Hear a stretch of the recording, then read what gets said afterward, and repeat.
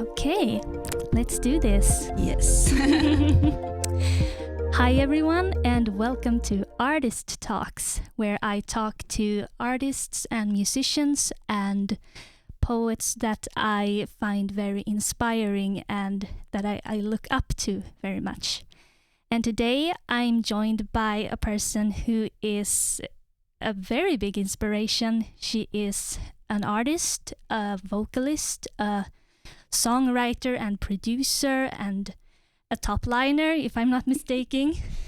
And in short, she is an independent musician that goes her own way and creates her own universe and is unapologetic in her music and about who she is. So welcome today, Vicky. Thank you. That was such a nice introduction. I'm glad. Yeah. How are you today? Well, I'm fine. It was a stressful morning, but now we're here and now we're talking, so it's a good day. Good. Yeah, I can relate. Don't we all have stressful mornings sometimes? Yeah, we do. Yeah, but you are, as I said, an artist and you make music under the name JV. Yes, exactly. Yes. Where you make sad music for lonely people. Yes, I do. Yeah.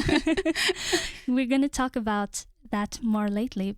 But firstly, I'm a little curious because I'm always curious about how people start out in music. So I would like to ask you, how did you start out? Yeah. I think it's a short answer and then a long answer. The short answer is that I grew up in a musical family. So music has always been a big part of my upbringing. And so I actually had a vocal coach that I had a running joke with. She stated that I was delivered on a stage. Wow. So I've been on stage singing, playing for as long as I can remember. And same with songwriting. My first memory of songwriting, I was probably around 8, give or take. Wow. And I had a group with 2 friends that I grew up with, and we wrote songs together that my dad produced, and we went around singing in churches and around on different events in our hometown. So it's always been there. Yeah. Well, that sounds amazing in my ears to be able to start out in music that early. Yeah. Yeah. But was it always fun, or did you ever feel like pressure to become as good as the rest of your family members or something like that? Well, when I was younger, I don't think I felt pressure in that way, but maybe I didn't take myself and my dreams seriously until later on, because when I got to maybe 7th, 8th grade, I thought I was gonna do something else. I mean, every kid dream of different things, and we always change our mind. So for a while, I wanted to be a designer, and I wanted to be probably many things. But then when I got into my early teens, I kind of rediscovered music in a way. It wasn't like I stopped doing music, but that's when I kind of realized that music is the one thing that brings me the most joy, and I actually want to do more than just play for fun. So I decided to go and study music for high school, and around, I would say, because I always thought that I was gonna be in a band. So I grew up, and in my early teens, I discovered like punk rock and alternative rock, and that kind of rediscovered music for me. So obviously I listened to a lot of like Paramore and wanted to be like Hayley Williams. So I always pictured myself being in a band and making it in music that way. But then during high school, so in 2011, I discovered Ed Sheeran with his first album, Plus.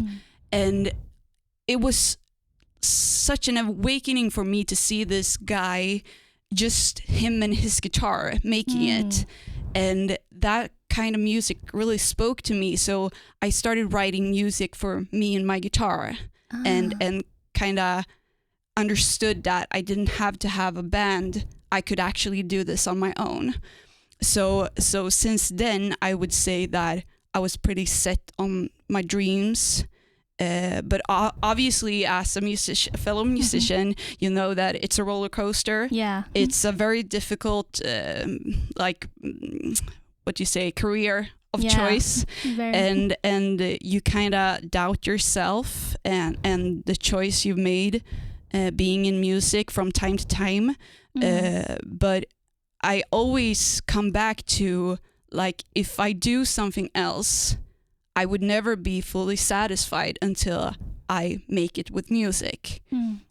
So even though I have my doubts and been like back and forth, I've always known that my dream and my goal is to make it in music. Yeah, I can really relate to that. That all these challenges that you faces in the music industry, not only from the outside. I mean, it's very difficult to be able to make it as an independent musician, but indeed. also to face all these inner demons that tells you that you're not good enough. Yeah, exactly. And I've actually had like as you said, I'm doing music under the name JV right now, but I released music under my own name before that. And the reason why JV came to be is because I had, for the last, I would say 1.5, 2 years, I went through a really deep depression, and I have never doubted myself more than I did then. And I felt the joy of music really disappeared from me. It just, and like that spark, that the thing that makes life worth it for you suddenly gives you anxiety, and you just feel pressured. That was like the most horrible thing I've ever gone through. But because of that, I started writing these sad songs and started putting a lot less pressure on myself, both from the point of view that obviously even how much you think you're making music for yourself, you're always going to find yourself thinking what are other people will think about it. So I kind of took that away. I'm like, I'm not going to tell anyone I'm making this new type of music. It's just going to be between me and me. I'm going to write what I want, be unapologetic, just like you said, and like write straight from the heart. And that's how Yavi came to be. So because of this depression and all of this doubt, something amazing was born. And I feel that's like the beauty of being in a creative field, that you kind of, the passion kind of connects with the feelings you have. So that's how I see it. That's amazing. And I'm also amazed that even though, as I understood it, that music was kind of the thing that made you feel anxiety, that you didn't give up, that you kept on writing music and started making it for yourself. Well, it was really hard, like feeling that spark is giving you anxiety, but it kind of went away with thinking that I made it only for me. So in some ways, I think that it was, I don't mean that other people put that pressure on me, but I put that pressure on myself because I thought that was what people put on me, if that makes sense. Yeah, it makes a lot of sense. But exactly like you said, that I didn't give up. And that's kind of the thing about me. I have like this passion and this grit, and it never stops going. It doesn't matter how terrible I feel, how hard I'm broken down. The next morning I just roll over and say, nah, I'm going to do it, and I'm going to do it even better. That's actually how I got into producing. Wow. Yeah. Cool. Yeah. Could you tell me more about that? Yeah, exactly. I released my first EP that is not available in 2016 it was. So I've written a couple of songs like throughout high school and beyond, and I wanted to record them, but I've never been in a studio. I had no experience like recording or mixing or anything like that. So I worked with a producer, and it's a weird thing, never having been in a studio, and as a musician, you know how you want to sound, but since you're not familiar with how you mix and how everything works, so you can like hear that it sounds wrong, but you can't really tell the producer what you want them to change.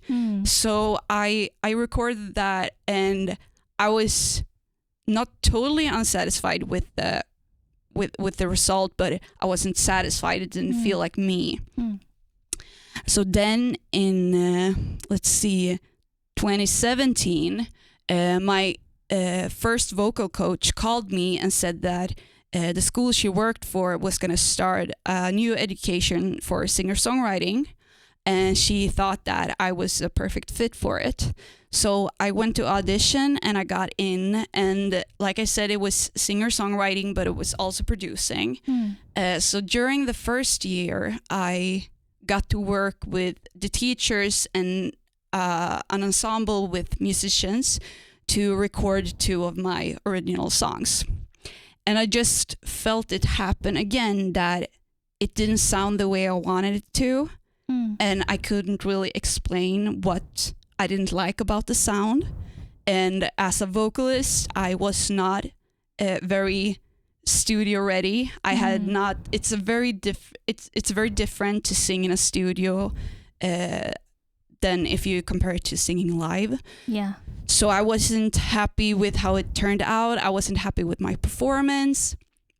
So when I got the final product, I actually cried about it because I thought it was so bad.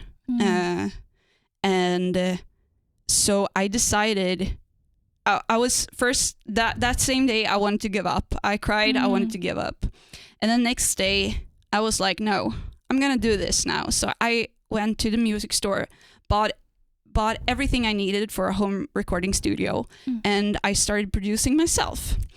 And the good thing about it was that on this education, we had the opportunity to work in the studio as well as producers.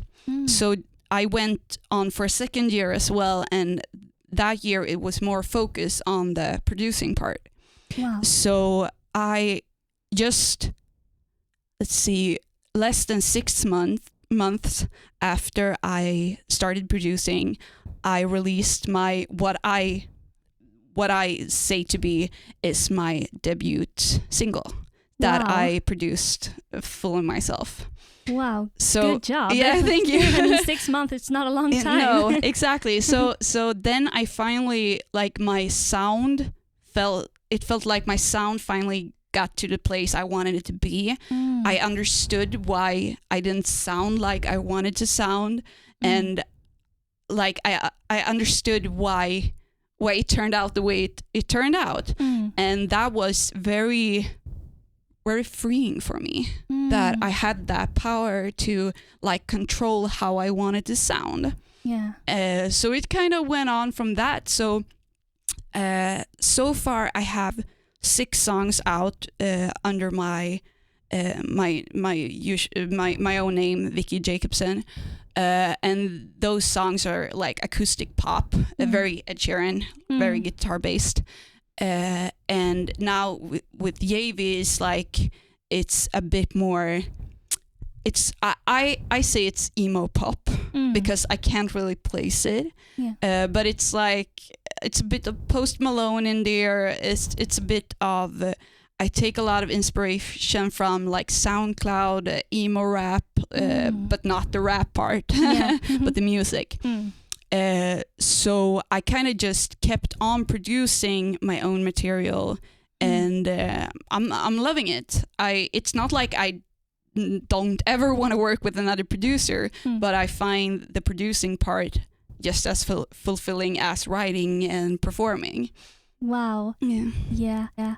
What is it about? Can you put your finger on what it is about producing that you love? I think is this might not sound the most positive because it's an issue in some parts, but probably the control. So I am a bit of a control freak. So I like having the control about making a sound the way I want it to. I find that feeling a lot satisfaction. Yeah, I get that. I totally get that. It's like you have this imaginative image of what you want your music to sound like, and to be able to fulfill that or come close to fulfill that, it's an amazing emotion. Yeah, it is. It's like nothing beats the feeling of putting the final touches on a production and feel like, yeah, I'm done. Yeah. That's the best feeling in the world. Yeah. And when you produce, do you what does your process look like? Do you sit a lot on your own, or do you speak a lot to other producers during the process? Honestly, so far I've been in one serious co-write session. I've done like what do you say, assignments in when I went to study, but one serious co-session that I actually set up, and then I finished a collab with a rapper the other day. Cool. Apart from those two projects, I'm doing everything myself. Nobody else is involved in the process. So I would say that when it comes to songwriting and producing it, it's a bit different. When I was younger, I always like wrote it with my guitar, and I wrote like the lyrics and the melody along with the chords. It was not like I had the chords and just added the melody. I wrote it very like linear, if you can say it like that. Yeah. Today I write in a lot of different ways. Actually, the first single that I talked about earlier, "The Grass Was Greener on the Other Side," that story it's still the most like fun songwriting experience I've ever had, because I had to, when I studied singer-songwriter, I had to commute. So I was on the bus for like 2 hours every day. So on the way home from the school, I got this line, and that's usually how it starts. I get a concept or line or sentence, and I write from that. So I got this line in my head: "The grass was greener on the other side." And I wrote the whole song in my mind on the bus, and like melody and all. So once I got home, I started my computer right away, started recording, and approximately 3 hours later, the song was like a full demo. Wow. And some of the takes are the takes from that day in the song that is released. Wow. So that was a very fast process. Yeah. Yeah. But that's it's amazing, and something that strikes me about you, that when you really put your mind into something, you work very hard and intensely to make it done. Yeah, that's a good definition of how I am and how I work, because I always go like in super speed, having many balls in the air at the same time, and that's how I like to work. I just have the tendency to not take the time off to rest between. So I'm getting better at that, but you're correct that when you say that I work very fast and efficient. That's how I like to work. So but back to songwriting, I would say that like I said, many songs starts out with a concept, one line, one word, even in some songs. Do you have any specific themes that you always come back to, or special inspiration sources? Yeah, I would say I write like 98% of my songs from personal experience. Obviously, it's not always truth to reality when I write it, but like the background thing is often based on something that I have experienced. So I actually, the first single now, with Davey, Good Cocaine, is I think the only song that I've actually produced that isn't based on a personal experience. So that story is that I had my best friend went through a breakup where his girlfriend cheated on him. And I talked a lot with him, and he was very upset, obviously.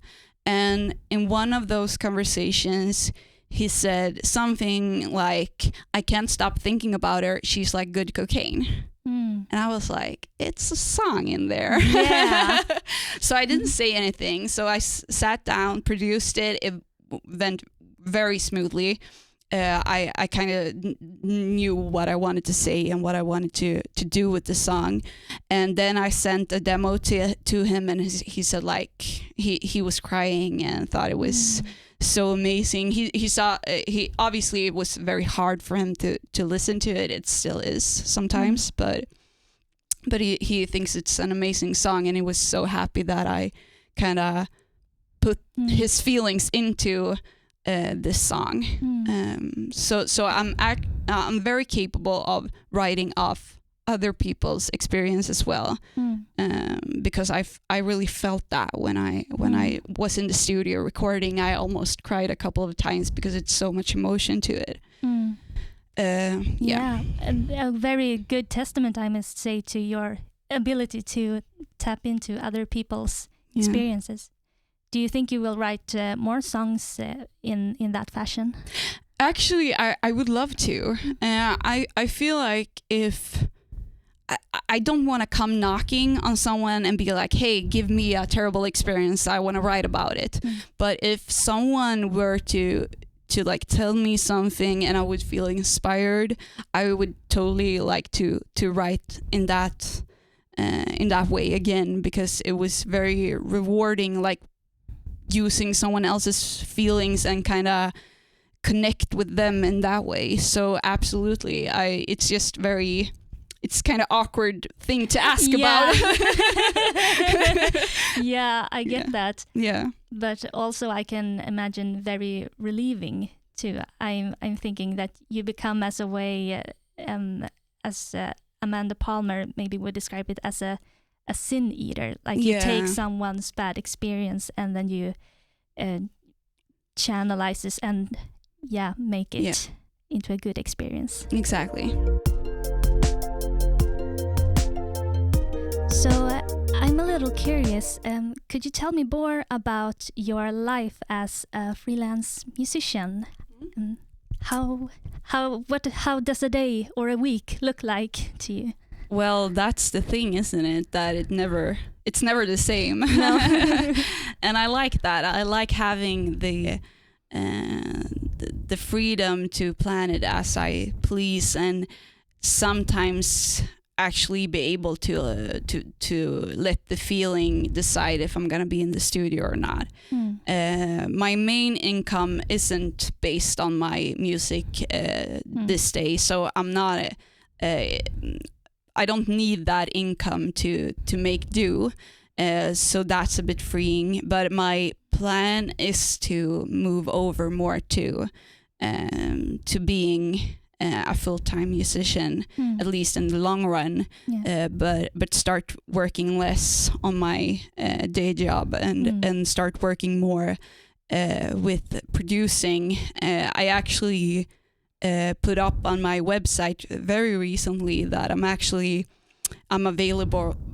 available for top lining work and beat making and mix and master and stuff like that. So a combination of that and my own music and doing gigs when this pandemic is slowing down. So hopefully I will be able to make some sort of living. But back to your question, I would say it's first off depending on if I had a deadline.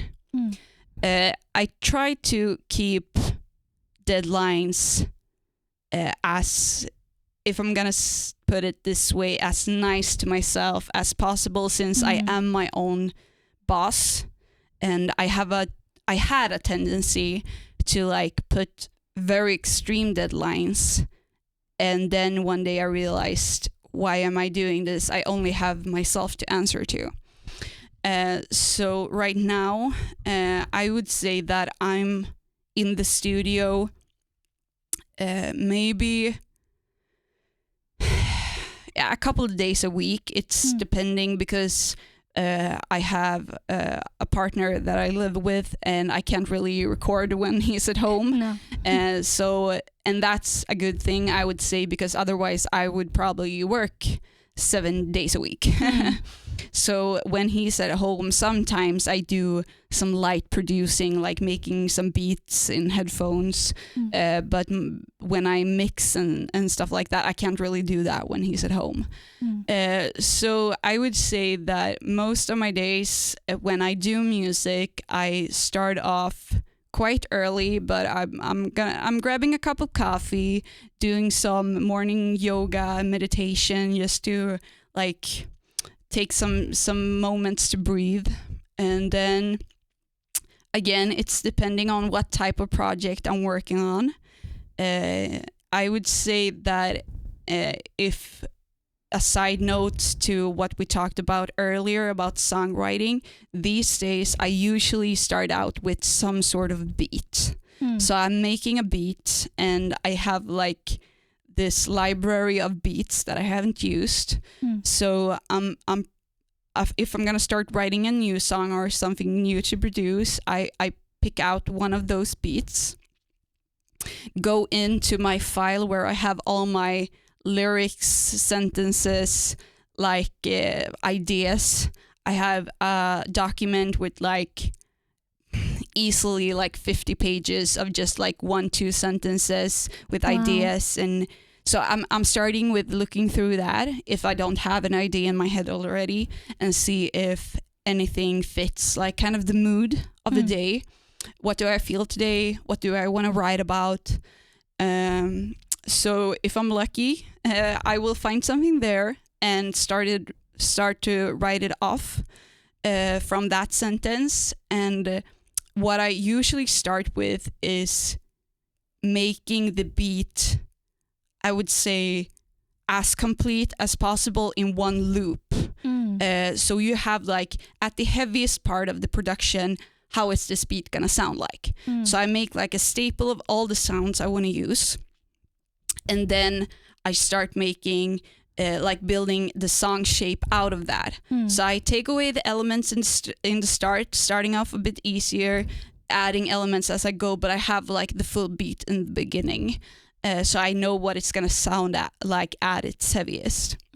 So then when I have that, I usually start writing. And I would say when I start writing, I don't really have like in my mind, this is going to be a chorus or this is going to be a verse.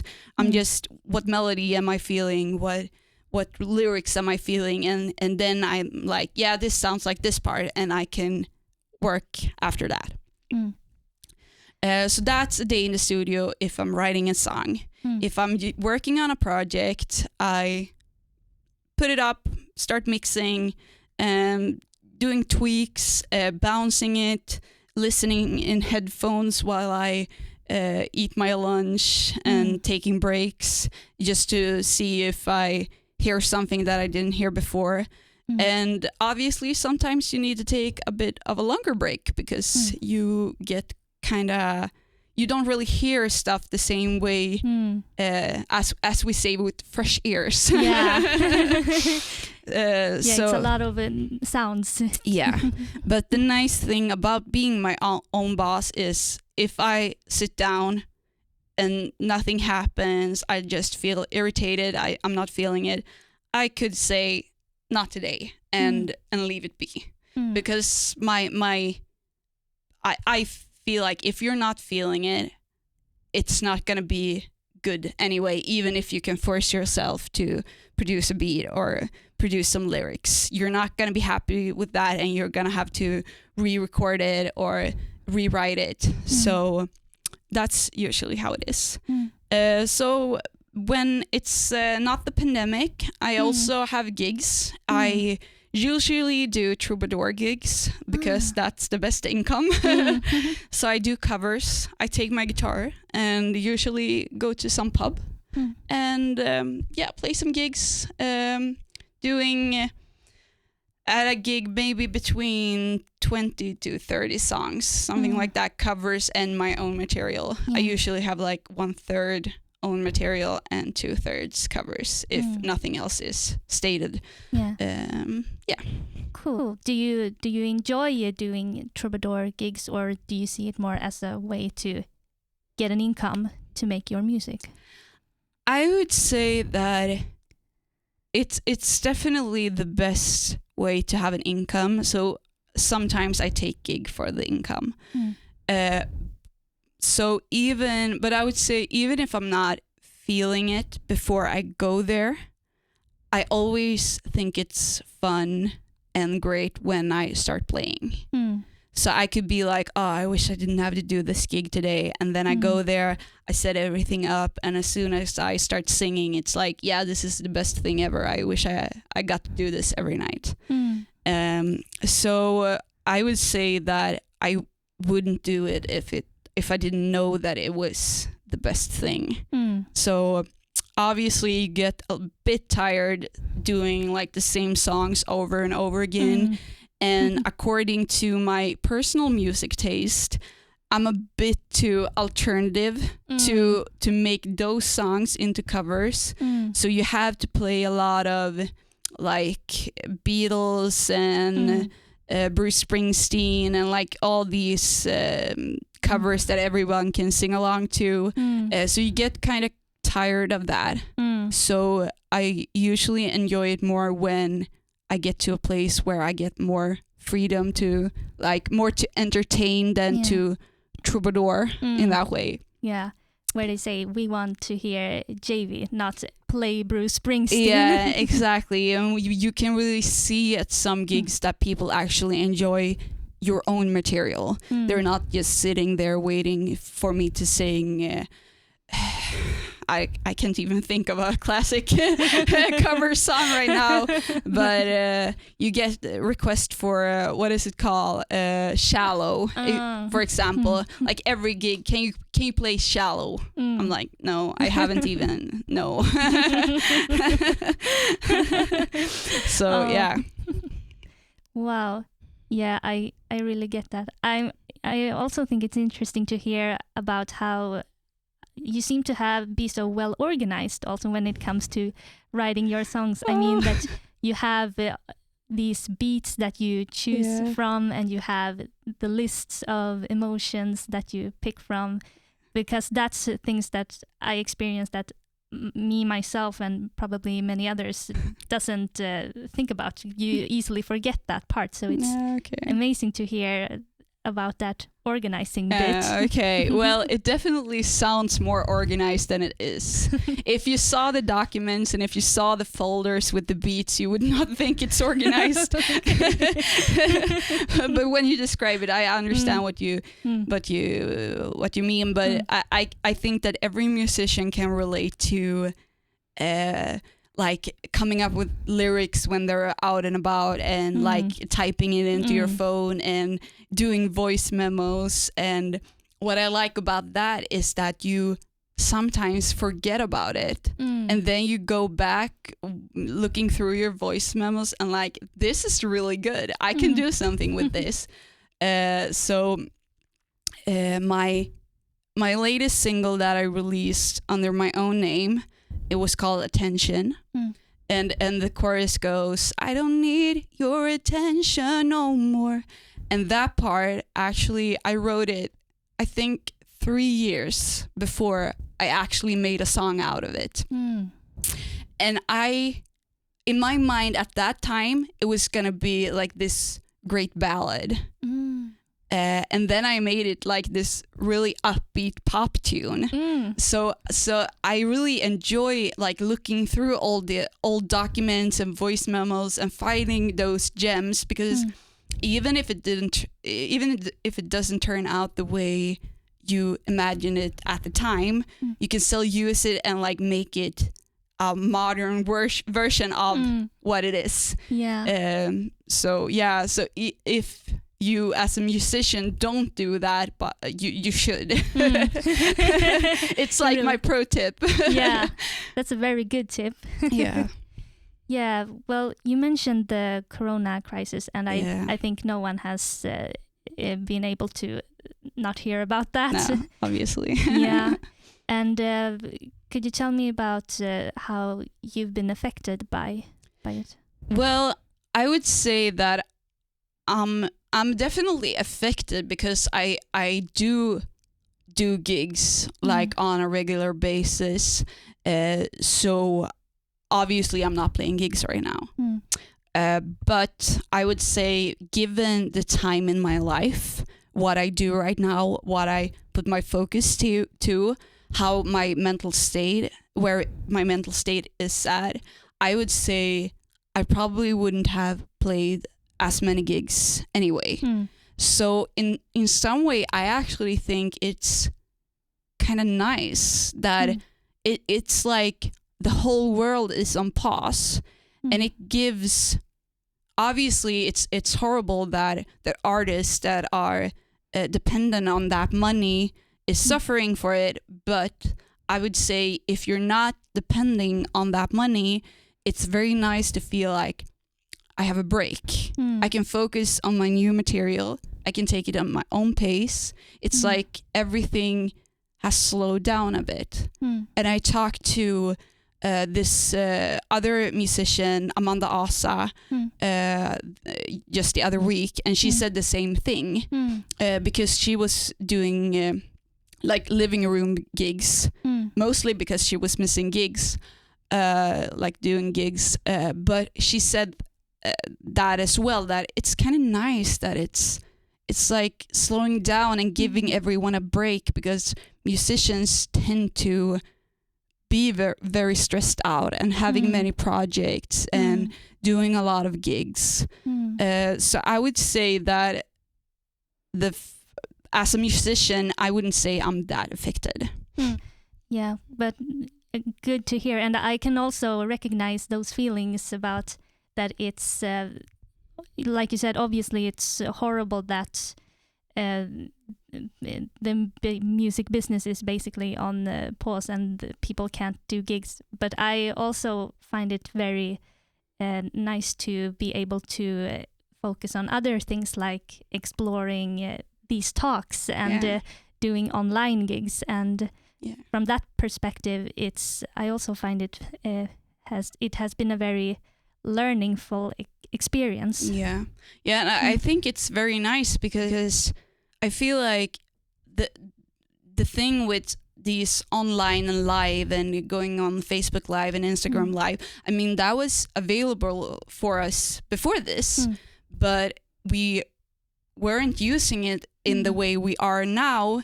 And I think that has been a great learning experience for all of us, because it gives the opportunity to work in many different ways and reach more people in a way, even though it doesn't bring a sustainable income. I would say that we can take a lot of learning from this process and what the ways that the creative ways that musician has turned this to their advantage. So I'm having a hard time like seeing only negative about it. I think it's in many ways have been a good thing, income aside. Yeah, that's so nice to hear your perspective, and that these feelings I thought I was alone about is not something that I am really alone about. No. I would like to talk about mixing. When you do when you do mixing for other people, Yes. Do you have certain genres that you prefer, or do you like to take whatever you get and just learn and grow?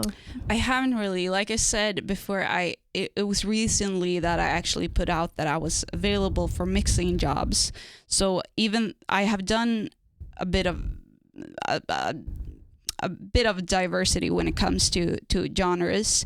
But if someone were to come to me today, I would say that my main area of expertise is mainly pop, of course, acoustic pop, guitar based. I have mixed a lot of guitars, and a bit more towards like the hip hop beat making. It's a very wide genre, so it's kind of awkward to define it, but like in that area, I would say. So I wouldn't take on a full band at this point, like heavier stuff like rock and metal and stuff like that, because I haven't done any of that. I would love to. So if anyone have some stuff to send me, do it. Yeah. You have a great mixer here. Yeah, thank you.